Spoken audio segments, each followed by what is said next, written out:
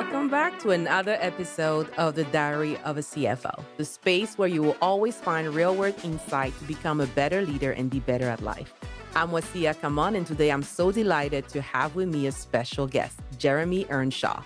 He's a highly academically qualified and experienced coach and mentor. He delivers coaching and mentoring to C-suite leaders, and his brand of coaching with purpose, leveraged by over 25 years of global CFO real-world experience, operating across listed venture, capital, private equity, and regulated entities. Thank you so much for being on the show, Jeremy.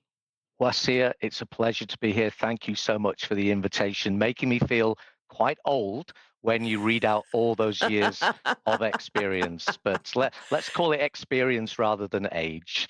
Yes, it's experience. Yes. So yes, one when we start with your journey through now to be a coach and mentor with such experience, you were actually a CFO. So what was your career journey like to where you are now? You're absolutely right, Wasia. I've come into coaching and mentoring relatively late in the day, age-wise, but really excitingly for me as an individual because it's been something in my makeup for a long time, Mm-hmm. but I was focusing upon the CFO role. So having graduated from university, I did the accounting training, and my 25 years as a CFO has been in a number of different roles. And for me, Wasia, they gave me huge interest levels at each of my major five roles. And as you mentioned in the introduction, I've been fortunate to work in a range of different entities, so venture capital backed, private equity, listed entities in the UK. And what I Mm-hmm. tried to do, and again, this is part of my background, I tried to do something different and challenging in each of those CFO roles. So, for example, Mm. in my first role, it was actually a management buyout, and I became the CFO almost by accident when somebody left. So it was a big challenge and a big Wow. step up.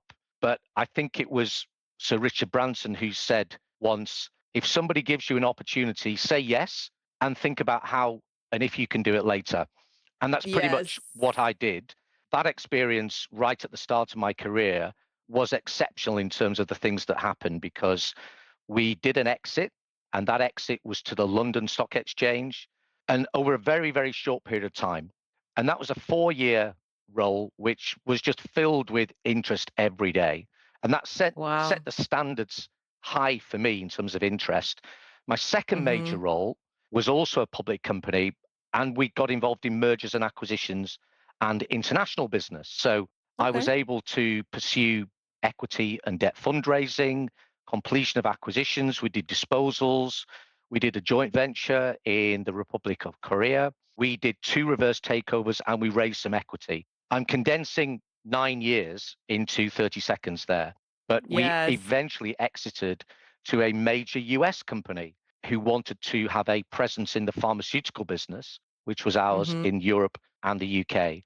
I then did a private equity backed organization going through the credit crunch. So that was quite tough. That was very Mm. challenging and again brought different skills as a CFO, working a lot with liquidity, working a lot with really demanding stakeholders as private equity shareholders. I then did a small turnaround. So it was a loss making business, again, something different. And I actually Mm-hmm. ended my career, Wasia, as an executive CFO in a UK regulated business. So I joined a housing organization in the UK. Oh, okay. And for the first time in my life, I had a balance sheet with assets in it. I spent the whole of my career before then actually raising money on future profit and loss account forecasts. And now I have Mm-hmm. some assets. So I spent the Yes. latter part of my career doing significant fundraising to do more development in a housing organization with very long life assets, with a very big balance sheet, and with a very Mm-hmm. big debt book as well. So that was my CFO career in a nutshell for you, Mm-hmm. Wasia. Wow, that's very impressive. And I like how it was also challenging, right? So you can appreciate the challenges that CFO go through now when you're on the other side, right? As a coach and a mentor. For me, I've been in my role just a couple months and I now realize, oh my God, it takes a village. I think that's really important what you said. And then this brings me on to the coaching, the mentoring. Because if I look back at what I did as a CFO, I don't think Mhm. there's any question that I would have benefited from having a coach or a mentor. And what I'm trying to do as a coach and mentor is to avoid some of the inevitable mistakes that I made and also Mm. help people through some of the more difficult challenges. And I think the difference between being a CFO now than being a CFO nearly 30 years ago is really significant. Everything is so fast, everything is Yes. visible. The CFO role is a really clear number two role to the CEO. You have to be what I call a director or a C suite officer as part of the board with responsibility for finance, as opposed Mhm. to just the person who deals with finance. So, quite a big step up. So, I think Mhm. as a coach and a mentor, I'd begun to get involved, Wasia, in working with some of the leadership development, younger people, putting them through programs. It was something I'd wanted to do. I actually did some training in my first Mhm. professional role in 1991. And I did 2 to 3 weeks of training, some of the younger people, and I really, really Mhm. loved it. And it was stayed Mhm. latent until then. So I began to think, how can I be, let's call it a proper coach and a mentor? And I thought it's not enough for me to just say I'm a coach. I wanted Mhm. to do it properly. So I took myself off to one university in the UK, did a qualification there, and then I did a Oh, master's wow. degree at another university and completed that master's degree in coaching and mentoring as well. And as you said in the introduction, there's lots of really good coaches who are academic, but just academic. And I think Mhm. those kind of people like me, I call it coaching with purpose, powered by Mhm. real world experience. And that's what it is. It's recognizing the fact that actually I've walked in your shoes, not just as a CFO. At least 50% of my clients are general management anyway. But Mhm. when they talk to me about real world problems, the team, the board of directors, the C suite team, working with investors, working with lenders, I can Mhm. genuinely say, do you know what? I've actually been there. I've been in your shoes and I know some of the challenges that you are facing right now. And it really helps them, I think. Oh yeah, it has to be helpful because I started working with an executive coach prior to becoming a CFO, and prior to that, I've never felt the need of, oh, you need a coach or mentor. You hear that and you're like, maybe I don't. But it helped me so much. But then I'm wondering for you, when you said back in 1981 you started, you had a program was three Yeah. weeks. Well, I'm finding out in the role, as you also said earlier, it's a lot. So I don't know if 3 weeks of one training can really help. What is your experience with that? Yeah, my training there, it was more a case of what I got, Mhm. what I at that time, what I got out of it, because we were training the new recruits in an Oh, organization yeah. called Arthur Anderson, which was an American organization, and since disappeared in different circumstances. But we were training the younger people in that organization from all over Europe. Mhm. And I really enjoyed it. I really got value personally about delivering it. Mhm. It was exciting. It was fun, and I saw a great deal coming from the delegates, the newer recruits, joining an organization because this is done Mhm. within the first 8 weeks of their training. And it just sparked a fire that became latent. And going back to your point there around, do we need a coach? I turn that round and ask people, it's entirely up to you. Because if somebody doesn't want to be coached, and you will know this, if somebody doesn't Yes. want to be coached, it's not going to work. They have to want that. But I generally turn it around and say, I'm very happy to understand why you would not want a coach. Because I think sometimes I Mm. call it this perception of perfection. I don't need a coach because I've just been promoted to a new job. Mhm. I've just been given a salary increase. I'm working with some people who've just hired me into a role, and therefore I must be good. But my coaching works with perhaps some of those areas where it's not in the textbook, it's not available to be learned. So when you're faced with credit crunch, credit challenges, when you're faced with really demanding Mm. private equity stakeholders who have very Yes. impatient timelines, to be there and say, I think I know what you're facing, and just allow the coachee and the mentee to benefit from some of those experiences. It's down to them. This is about them growing as an individual and them making their own challenges and improvements themselves and helping them be able to do that. And that's hopefully where it really does help to have that blend of real world experience and academic qualifications as well. But then when you were going through it yourself, right? When you were in that credit crunch or when you went into a different business model with the housing organization, were you working with a coach? Were you working with mentors? You have a community? What got you through? Because the role of the CFO, whether it was 20 years ago or now, it's not a joke. It's a lot of work. What gets you through, I think, is having a good team. And I think the danger for a lot of CFOs, I think, but maybe this is specific to a CFO, is that the CFO has probably been able to do a lot of the things in a department, in a function, in a company themselves. But a really good team is based around multidisciplinary skills and recognizing that not everybody is going to be 10 out of 10 in everything. But you might want Mm, somebody who's 9.5 out of 10 in one particular area, whether it be, I don't know, IT based technology, controls, mm-hmm, procedures, statutory, accounting, maybe, all of those areas. So I think I didn't have a coach and a mentor. So I had to do it myself. And you make mistakes doing that. So we mm, talked a little bit there about doing lots of mergers and acquisitions. I think I did 25 transactions in my career wow. as an executive, leading things internally. I think there's at least four of those transactions which we really, really should not have done.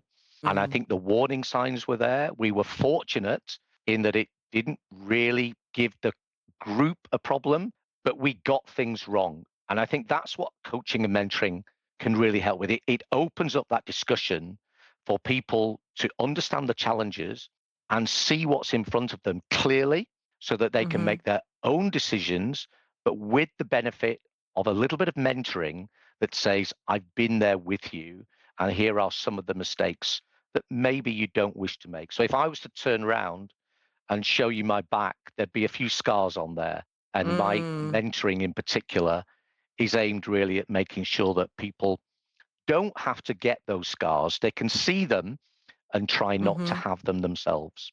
I love that analogy because it's so hard to learn the hard way. It's easier to learn from others and accelerate your learning in those areas, right? Than going through it, the hard way and learning it. Yes, you learn it, but it was like you said, you left some scars. And I love that approach of helping others not do that. But then in your experience, what are some of those core skills, knowing all the challenges a CFO would face? What are those core skills that will help anyone trying to step into a global CFO role? I think if I was mentoring a particular CFO, maybe in my particular audience is maybe relatively new in post CFO or maybe an aspirational CFO as well, I'd Mhm. probably say there's a few things to master. I think there's a few areas. So liquidity and cash. I Mm. can't remember ever hearing about a CFO who got fired for having too much liquidity and too much cash. I always like to work with a liquidity buffer, having stress Mhm. tested a business plan so that I always know I'm not going to run out of cash. And I know sometimes it's really difficult to do that. But in Mhm. raising money, for example, I always tried to raise a bit too much and I always had some liquidity spare. I think Mhm. the other thing when becoming a CFO in particular, you are responsible ultimately for the integrity of the data and the information. So Mhm. I think attesting to that, challenging that, whether it be through internal audit, external audit, challenging the data yourself, making sure Mhm. that the monthly information, the quarterly information is sufficiently solid to be able to Mhm. make business decisions based on that. Because if your data as the CFO is mistaken or it needs Mm. amendment subsequently, that's on you as the CFO. So I think Yes. integrity of data, I think understanding and working with those roles of a finance team, who does what, who's got the relevant skills, and making sure you've got all of the bases covered around controls, procedures, Mm, transaction processing. Some of it can be done through technology now, and you can spend more time on the strategy. The key KPIs and the metrics. How are you going to measure how successful the business is? That's probably going to be generated from the finance department. So you're going to be mm-hmm, responsible as the FD or the CFO for the KPI balanced scorecard suite. I think that's down to mm-hmm. you. And then see if there's any financial reporting. And this, I'm thinking more around the reporting. I can tell you, Wasia, that I actually have a 5-year-old grandson. Oh, nice. He can, the Congratulations. reason I mention that is that, and this is one of the other skills to master, and I'll give you the headline and then explain it. The other Mm-hmm. skill to master as a CFO is the delivery of bad or unwelcome news. Because my 5 Mm, year old grandson can turn up to a board meeting with private equity shareholders with the results ahead of target, business plan ahead of schedule, loads of cash in the bank, and he can sit there as a 5 year old and deliver good news.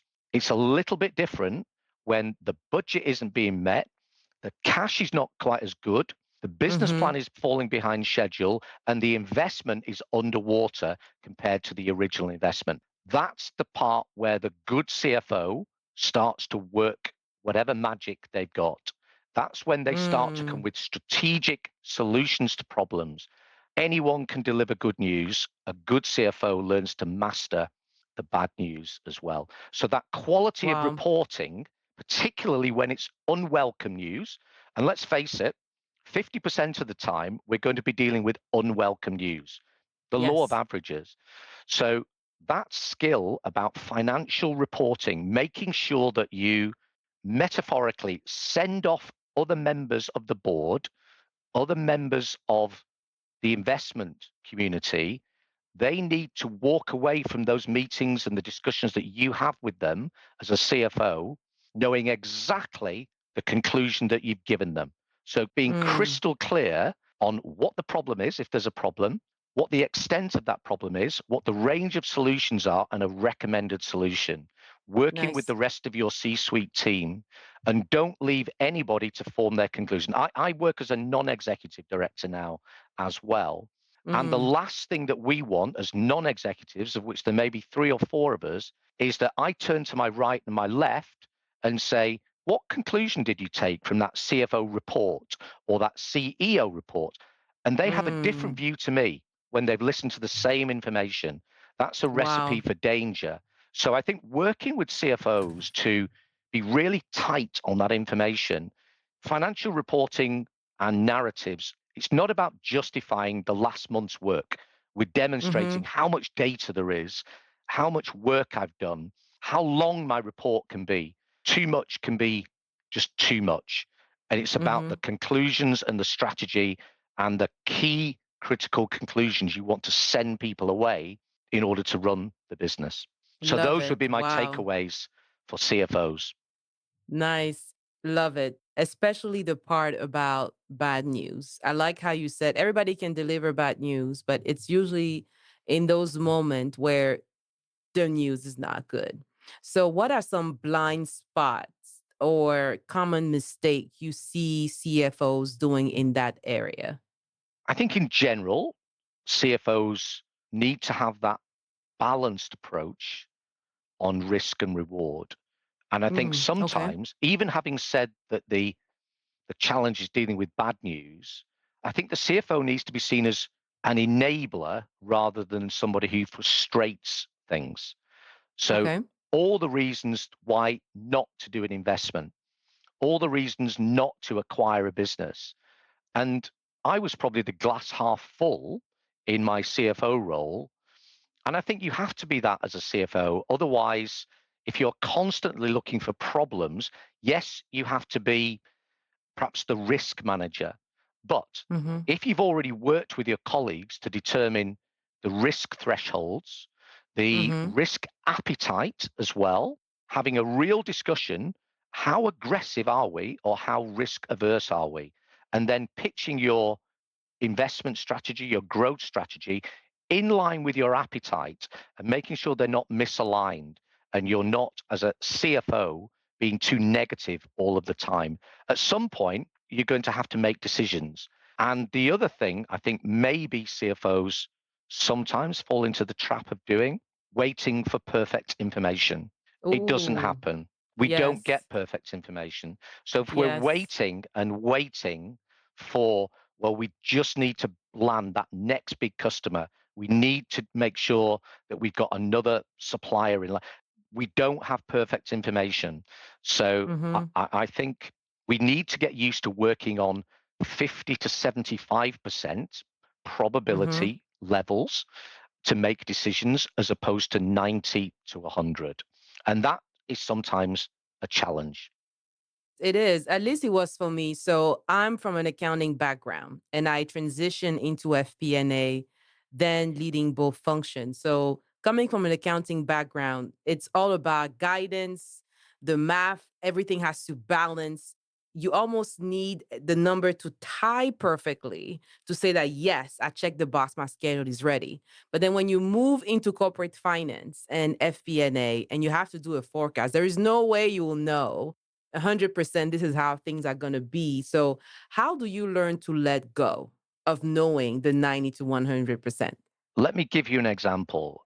Hopefully, it's a good example to share with listeners as well, in that Mhm. I was working with a retail marketing company in the UK.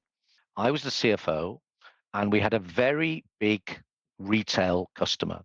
And the name of this customer will be familiar to people in the US as well. And this business was doing £20 million revenue in a year. And you would speak to Wow. salespeople, you speak to business development colleagues and say, what about next year? We had a very, very short order book as well. So you had no more than 2 weeks, 8 days in fact, of an order book. So you were in effect guessing the future. I couldn't allow myself to be guessing all of the time.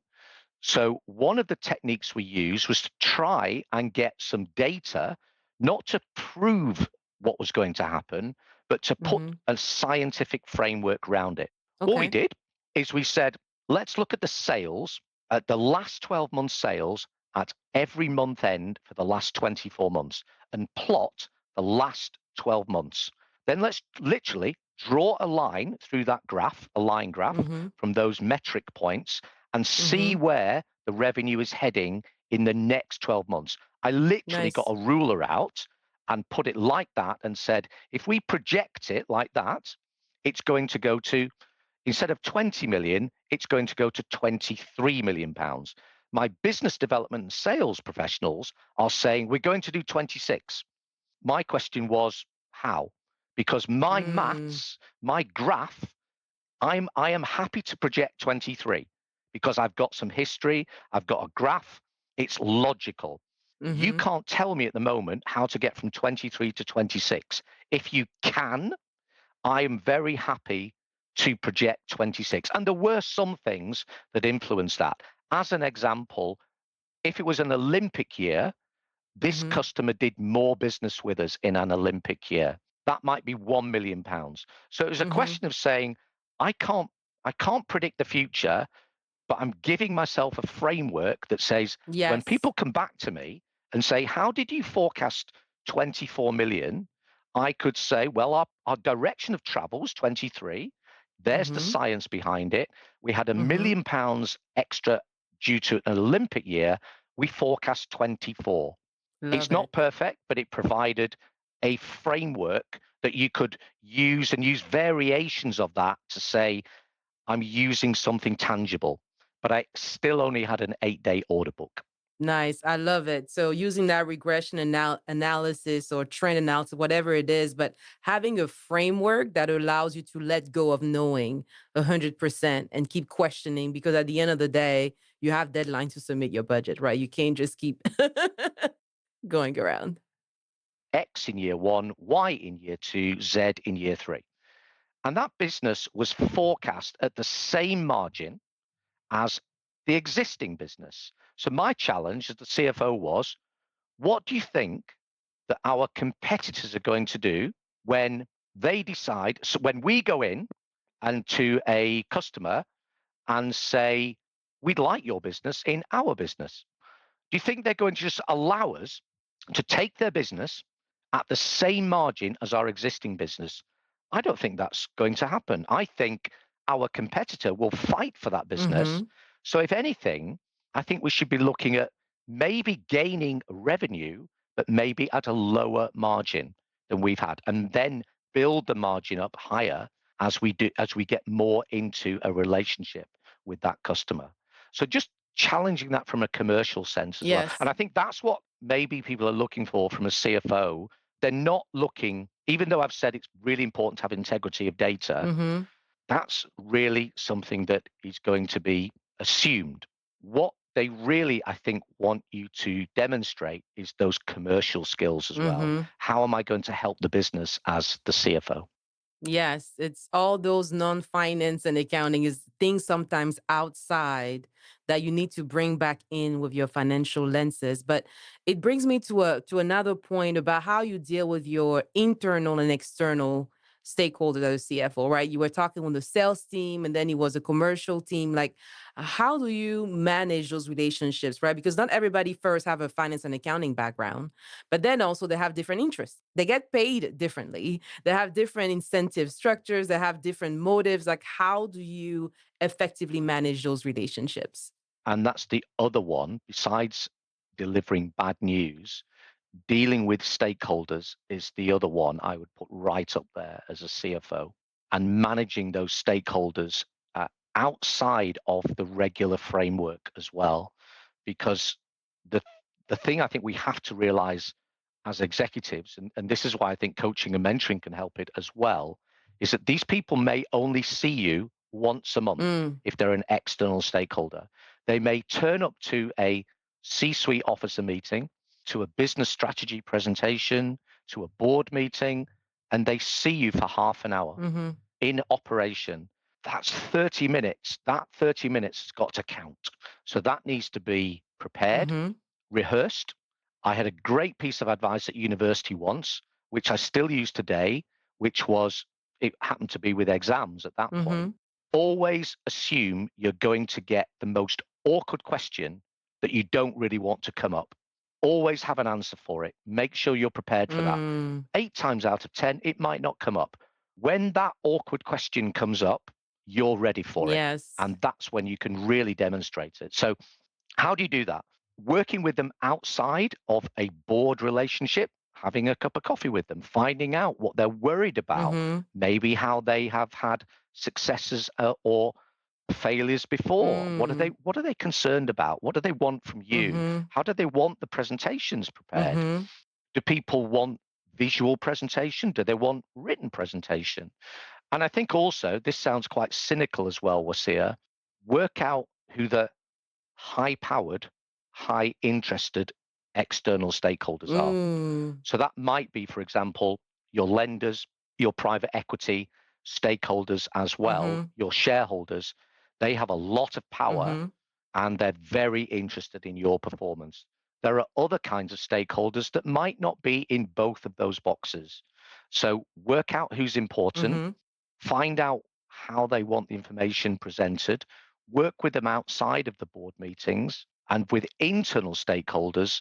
I think it's again about demonstrating that you are a rounded commercial colleague, not just somebody who, as an example, and we've probably all seen people like this, those finance people who sit in the corner, they don't speak to anybody commercially. They speak this different language called accounting. Yes.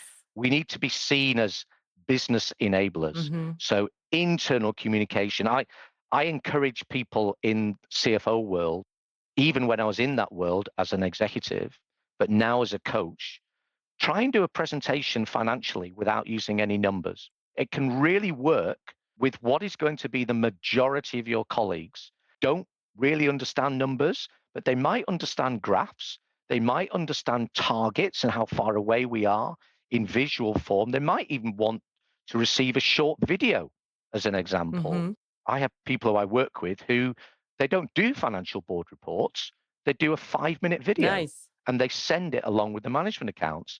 For them, it works. For others, it might not. So I think demonstrating that you're not just somebody who's an accountant, you're a commercial colleague. that can enable lots of things to happen in your business. Love it. Love it. And how do you develop that commercial awareness, that commercial knowledge, right? Because traditional path, we just do accounting, finance guidance and all that. But how do you grow those skills and what would be your advice, especially to the next generation of finance leaders? How can they open their perspective, broaden their perspective and get to see that bigger picture that will help them to do some of the things you just said? I think there's a couple of things we'll see there.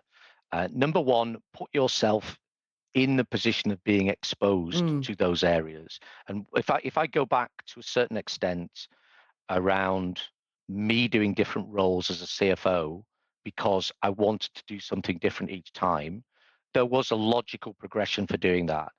I wanted to join an organization that we discussed in the recruitment process was going to do mergers and acquisitions. So I was going to be involved in that. okay.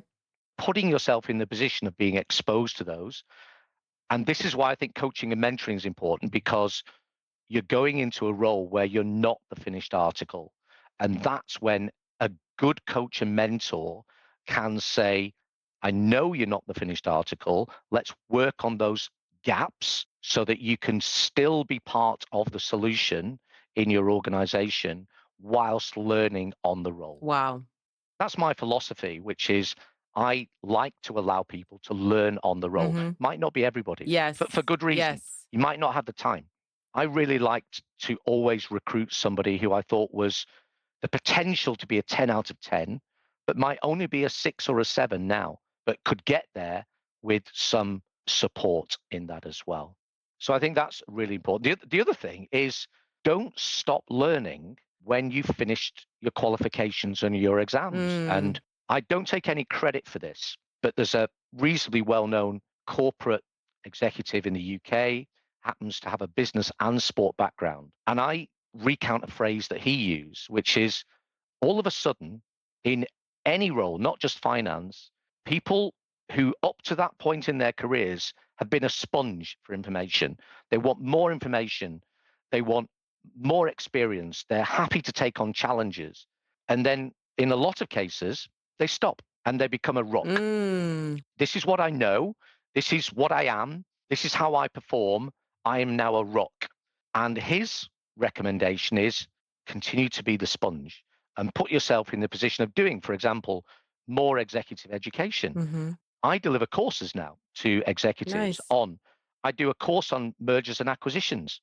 You can do a course with me that won't tell you everything, but it tells you an awful lot about what can go wrong and can go right. That's better than nothing. Mhm. I do courses around finance for non-finance people. Why would you not want to learn a little bit about finance? Mhm. It's not about being an accountant. Yes. So just learning how to be a non-executive, learning how to work within a board, all of those things you can still continue to do in whatever format you wish and continue to be that receptacle of more knowledge as opposed to saying, I've done my learning. I just want to carry on and do my job now. I think I'm still learning now and I'm a lot older than I was. That is awesome. I love it. Making sure you're being exposed, making sure you stay a sponge and not a rock, making sure that you get to work with an executive coach. But now there's a lot of coaches out there. That was the case for me. I was like, okay, when I was like, oh, I knew I needed a coach too. I found the right one. There was a lot. So, what are some of your tips to find people like you, people that have that experience, have that skill set? Because with AI, really, anybody can be an expert at anything today, I feel like. What are some of the things that someone should look for when they're trying to work with a coach? I think a key thing is rapport with the coach Okay. and being able to work with somebody who will challenge you, who will ask the questions, what's stopping you? And then challenge some of the reasons you come up with. I can't do it because, well, what are you doing about it? Mm. I'll digress slightly. Learning and development director once said to me, we all do this question in interviews. What are your weaknesses? And we all prepare for those questions. He said, I've no interest in what your weaknesses are. You could come up with anything. What I'm really interested in is what you're doing about it. So if you think you've got a challenge or a Mhm. weakness, All I want to hear is, are you doing something about it? Mm-hmm. I thought it was great advice Yes. from him. If you're choosing a coach, my personal view, Mm-hmm. have a rapport with somebody that you're going to be working with some maybe challenging conversations. My personal view again is that the academic and real world experience gives you everything that you need. I would say that, Mm-hmm. wouldn't I? Because I have that background. Some more perhaps statutory obligations.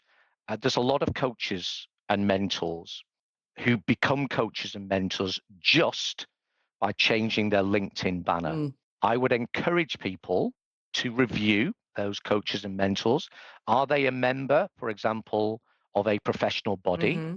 The coaching and mentoring industry is still reasonably unregulated worldwide, Mm-hmm. but being a member of a professional body, so for example, I'm a member of the European Mentoring and Coaching Council.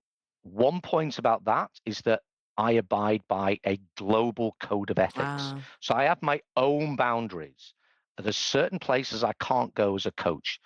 If it borders on psychology and psychotherapy, I have to stop, and I also have my own what's called a coach supervisor as well. Okay. So if I get into any situations, which might not be anybody's Mm-hmm. fault, I can go and speak to a supervisor who has a higher coaching qualification just in supervision and say, anonymously, Mm-hmm. I'm just a bit concerned about what I'm talking about. How can you help me do that? Nice. So I think there's the regulatory side of it, Mm-hmm. and then there's the, am I working with somebody who is going to challenge me in a series of conversations and ultimately allow me as a coachee Mm-hmm. to make good decisions about some issues? And am I going to be working as a mentee where I'm growing and maturing as an individual and being able to prepare myself for the future? So do some research. Yes. If you were buying a mobile phone, you'd do lots of research to get the right mobile phone. Yes. You wouldn't necessarily buy the first one in the shop. Yes. Same kind of approach with a coach. Yes. Thank you so much. I love it. I'll have one last question. Seeing how things were when you were CFO to now when you coach CFO, what do you think will be things that will be critical as we look ahead in the next 10, 20, 30 years? What do you think would be more important? What are some of those skills or areas that we should be like, oh, we should really be thinking about this versus that? I think you almost touched on it there with AI, and I'll include Mm, technology then. Technology, even when I started, seems to have taken a good deal of the old fashioned skills of the CFO and the FD away. So the manual processing, for mm-hmm, example, has moved to a certain extent to automated processing. The controls and procedures. So you might have a standard threshold level mm-hmm, of authorities and responsibilities. Three people have to sign a check mm-hmm. over $100,000, for Yeah. example. A system can now do that. So you can have an ERP system set up, do all of your controls and Mm-hmm, procedures. So it feels to me, Wasia, that there's a good deal of things that are going to become automated.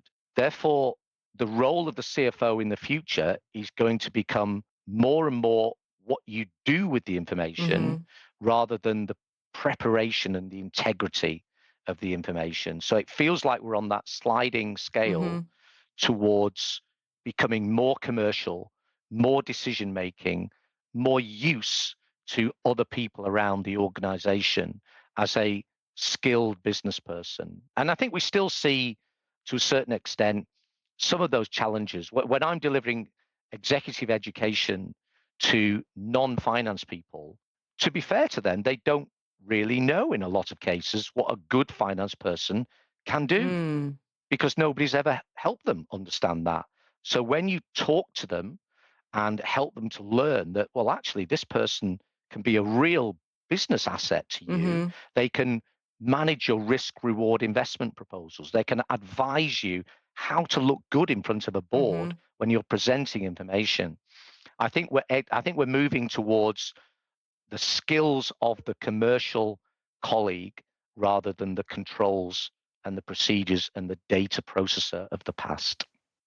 Wow, very well said. Well, thank you so much, Jeremy, for your time on the show. Thank you so much. It was such a joy to hear. I was taking notes, so I'm sure this episode will help so many. Thank you for being here. Thank you, Asia, for the invitation. Really, it has been my pleasure. That's it for today's episode of the Diary of the CFO. I hope you enjoyed it.